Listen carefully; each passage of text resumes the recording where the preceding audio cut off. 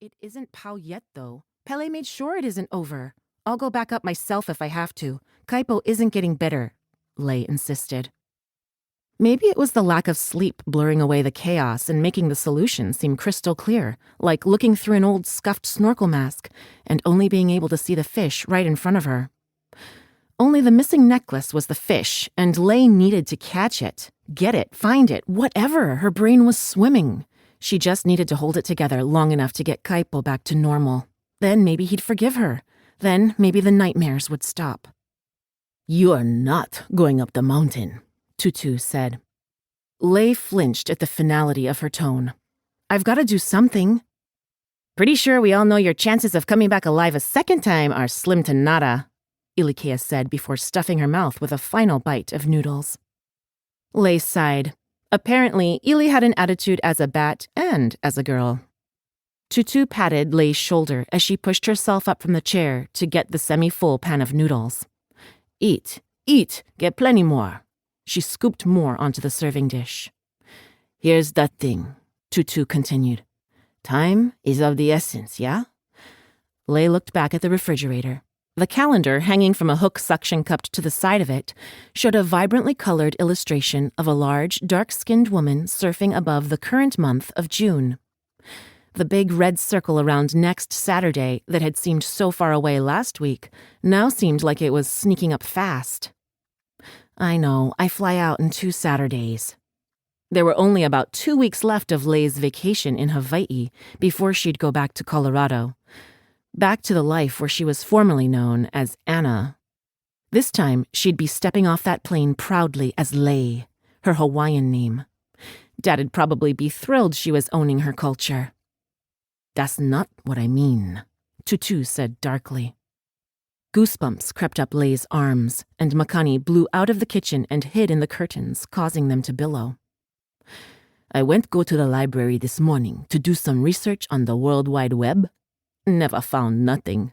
So I asked the librarian, you remember Mr. Chalk?" Lei nodded. The older Asian man frowned a lot when he was in the adult section, but did the best voices for keiki storytime.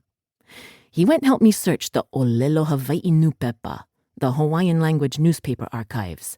Found this." Tūtū pulled a folded piece of paper out of her pocket and smoothed it on the table next to her plate. Tilting her head back and looking down her nose, she held the paper at arm's length to read the words out loud in Hawaiian before translating. "It's a mo'olelo.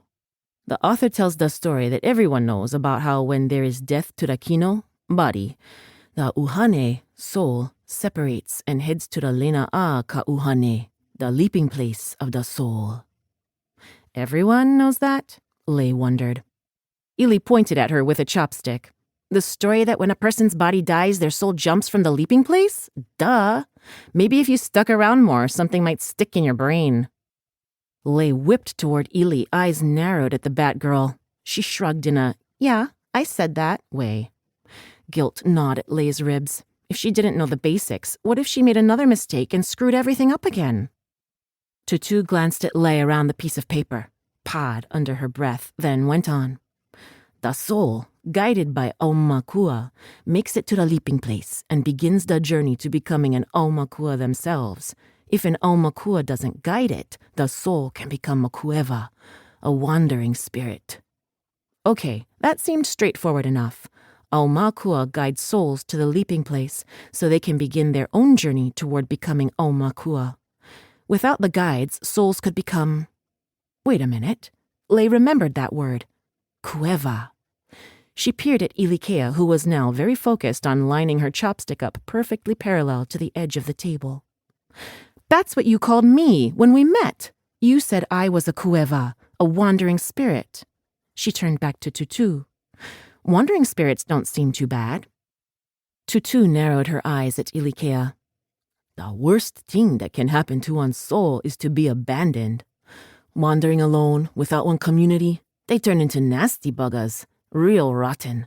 They're not something to mess with." Lei swallowed and looked at Ilikea. Ilikea stuck out her chin, defensive. "Yeah, but had you met you? You were kinda awful." That stung.